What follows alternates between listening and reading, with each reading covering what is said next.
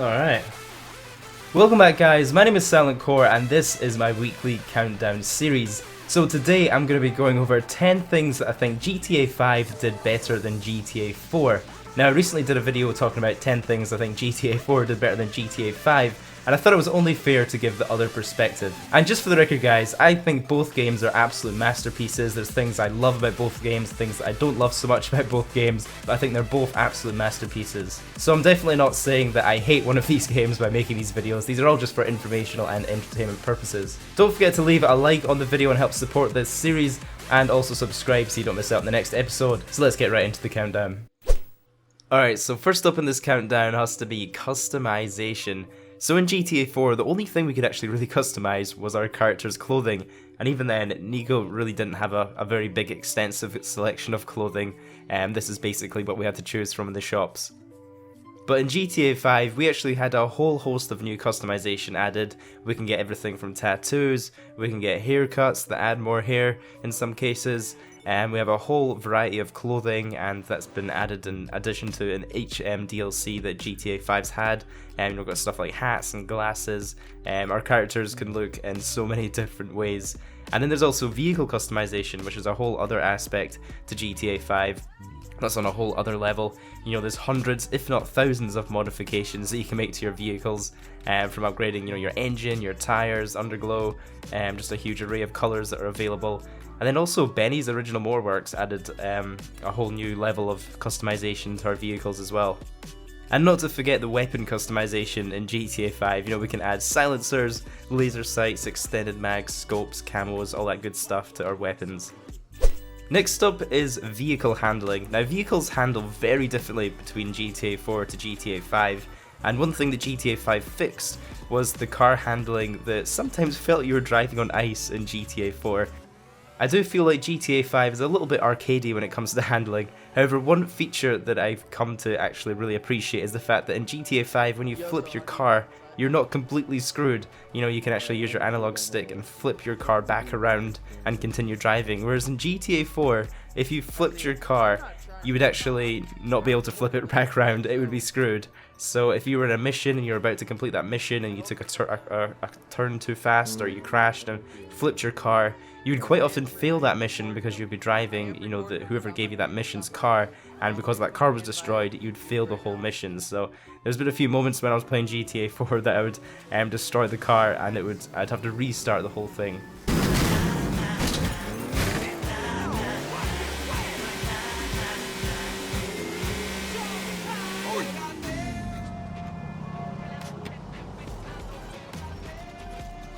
Next up is the quite obvious map size difference between the two games. So in GTA 4 the map size was about 8.89 kilometers, comparing this to GTA 5, which is over 45.52 kilometers.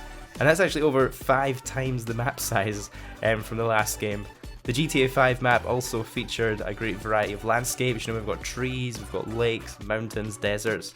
Whereas in GTA 4, Liberty City was pretty much all made up of cities and streets across all of the islands, so we get much more variation in GTA 5. Vegetation also found itself getting a big upgrade. Remember in GTA 4, the bushes and foliage, they were all just kind of static objects that you could pass straight through.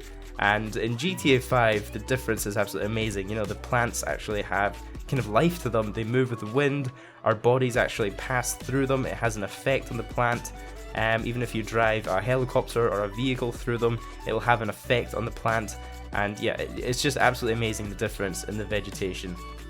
And just the graphics in general were a big step up in GTA 5, but I have to say the vegetation is something that I found extremely satisfying.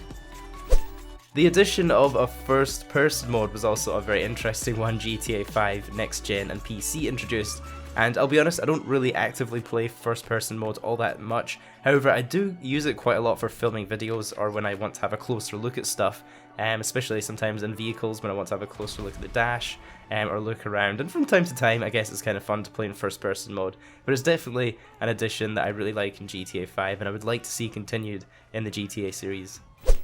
In GTA 4 we could fly helicopters, however unfortunately none of the planes were accessible.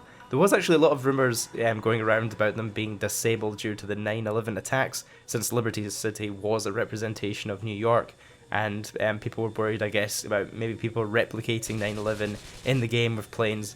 However, Dan Houser, one of the chiefs at Rockstar Games, actually commented on this and said that planes aren't available in GTA 4 just due to the map size, kind of debunking those rumours, I guess.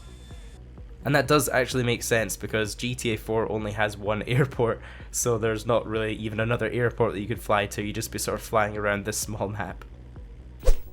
Next up are the NPCs. So the NPCs definitely have more life in GTA 5 than they did in the last game.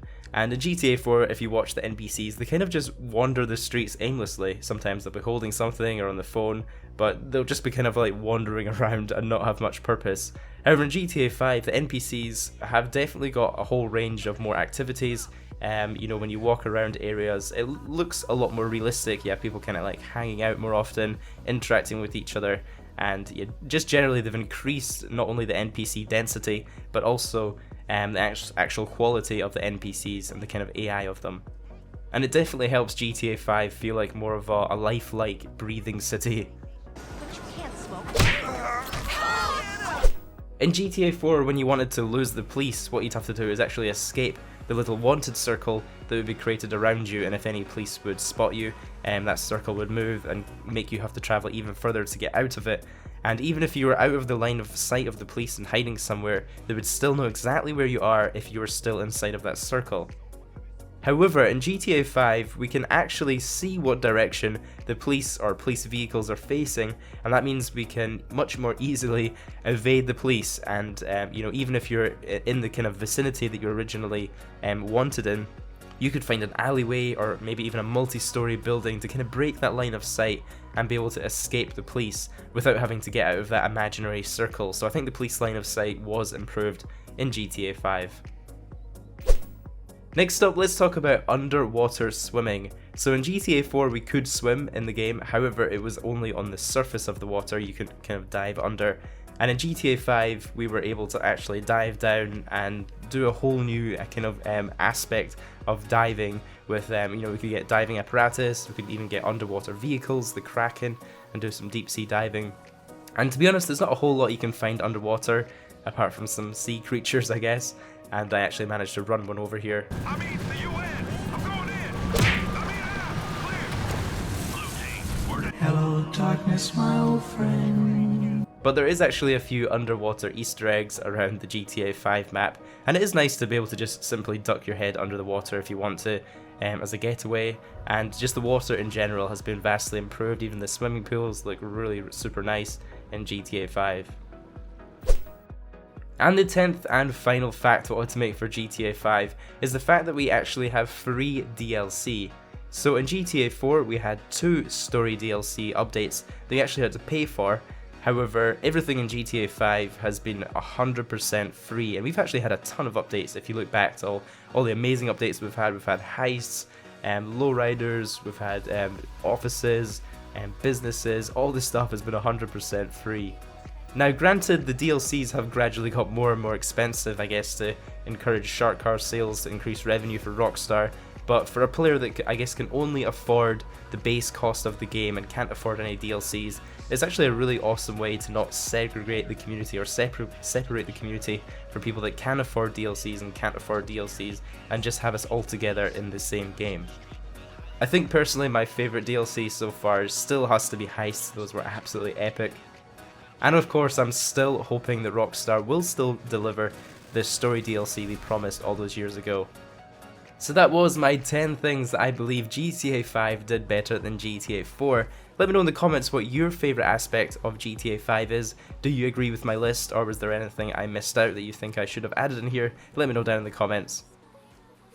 And if you do disagree with myself or anybody else in the comments, let's just keep it friendly. Let's have a friendly discussion in the comments about this. I hope you guys enjoyed the video. Please take a few seconds to leave a like and subscribe if you haven't already. I'd really appreciate it. It really helps out my channel and helps support this weekly countdown series.